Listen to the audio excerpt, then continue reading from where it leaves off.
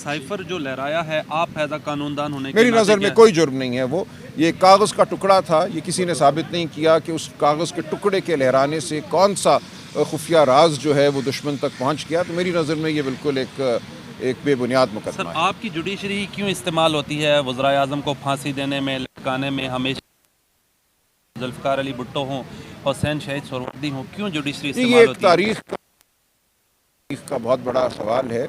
सिर्फ अदलिया नहीं, माजी में हमारे तमाम इदारे, वो इलेक्शन कमीशन हो, वो कोई और इदारा हो, वो जब जाते हैं, जब फैसला होता है कि एक शख्स को मातूब करना है, तो हमने देखा बारहा, आप जैसे कह रहे हैं, ये हुआ हमारी तारीख़ में।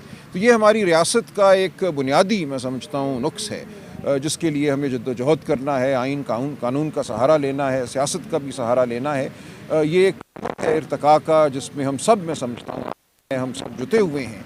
ये अमल कब अपनी इंतहा को पहुँचेगा, कब मामलात दुरुस्त होंगे, कह नहीं सकते। 75 साल हो गए हैं, हम एक दायरे में हैं, एक गिरदाब में हैं। उस गिरदाब से निकलने की आप सब हम कोशिश कर रहे हैं, लेकिन क्या हम इस साल कामयाब होंगे, 10 साल बाद कामयाब होंगे, कुछ कहा नहीं जा सकता। बहुत शुक्रिया सर।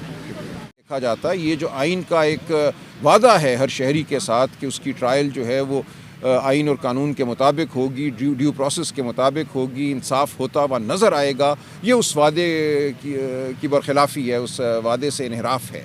लिहाजा बहुत कोई ठोस वजह होनी चाहिए जेल ट्रायल करने की। लेकिन हमारे यहाँ बदकिस्मती से ये एक वतीरा है कि जब किसी सियासतदान को आपने ओझल करना हो नज़र से, तो उसकी आवाज़ भी बंद कर दें, उसका चेहरा भी मीडिया से बंद हो जाए, और जो कुछ एक ट्रायल के दौरान उसका वजूद है उसको भी जेल में मुक़य्यद कर दिया।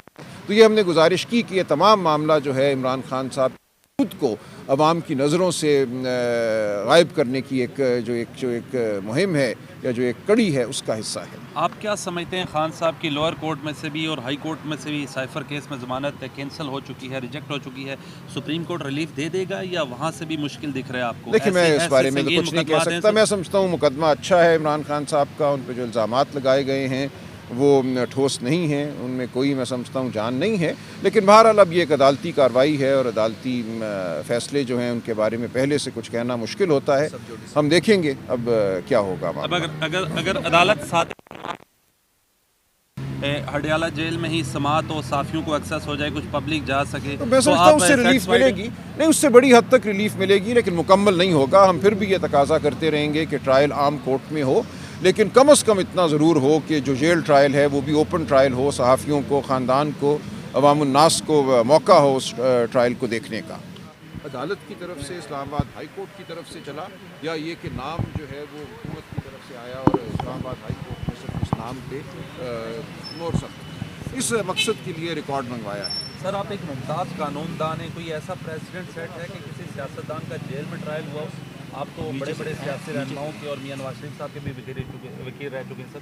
नीचे से देखिए, ये बहुत है, लेकिन एक दो नज़ीरें हैं जेल ट्रायल की हमारे माजी में।